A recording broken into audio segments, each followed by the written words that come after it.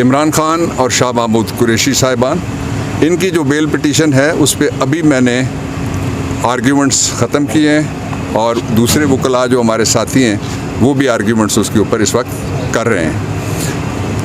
5 grounds के ऊपर ये बेल्स बनती हैं। नंबर 1 ग्राउंड ये है कि साइफ़र कभी चोरी नहीं हुआ।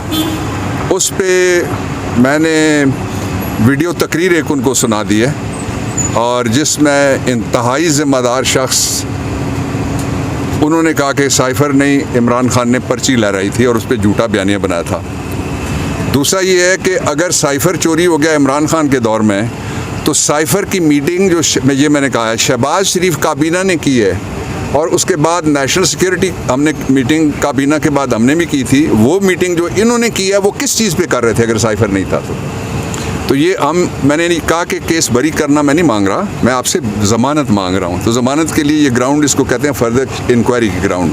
2 तीसरा जो था वो ये था कि साइफ़र होता किसके पास है।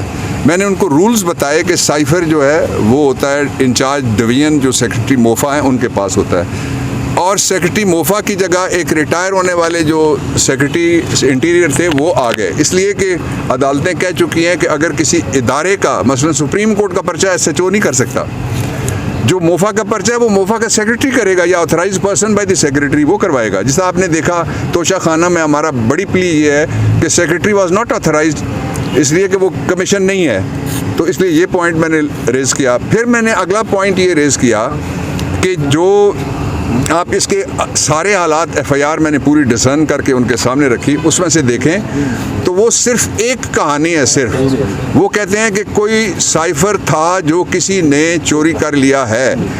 12 दिन का फिज़िकल रिमांड रखा मैंने, लास्ट पॉइंट ये लिया, it's a very heavy point. 12 दिन का फिज़िकल रिमांड रखा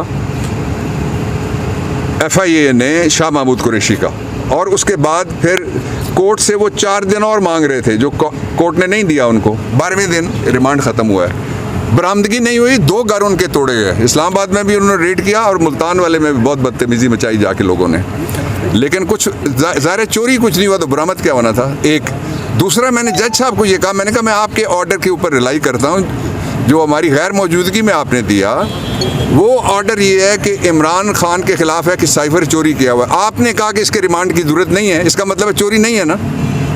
चोरी का इल्ज़ाम अगर होता तो आप 1 दिन का रिमांड दे देते, 2 दिन का दे देते, 3 दिन का दे देते। एक तरफ एक अदालत वो कैसे कह सकती है कि चोरी का इल्ज़ाम है लेकिन चोरी की बरामदगी के लिए जो कागज़ है उसकी बरामदगी के लिए मैं रिमांड नहीं देती, अदालत ने ये कहा। तो फिर अब उनके लिए मेरे ख़्याल में ये बड़ा मुश्किल है कि कहा जाए कि वो मेरा ऑर्डर गलत था और अब बेल ना दी जाए। बेल तो बनती है इनकी।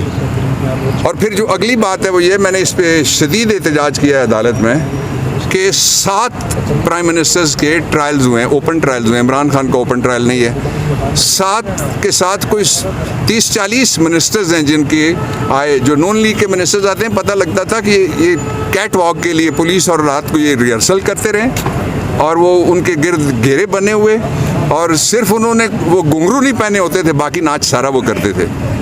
लेकिन शाह महमूद को हथकड़ी लगाने की मैंने कहा अदालत आप हथकड़ी किसके ऑर्डर से लगी है, क्यों हथकड़ी लगी है। एक सेनेटर को हथकड़ी लगी थी नून लीग के तो घुंघरू टूट गए थे, बोले ना सारे, किधर गए वो कल से।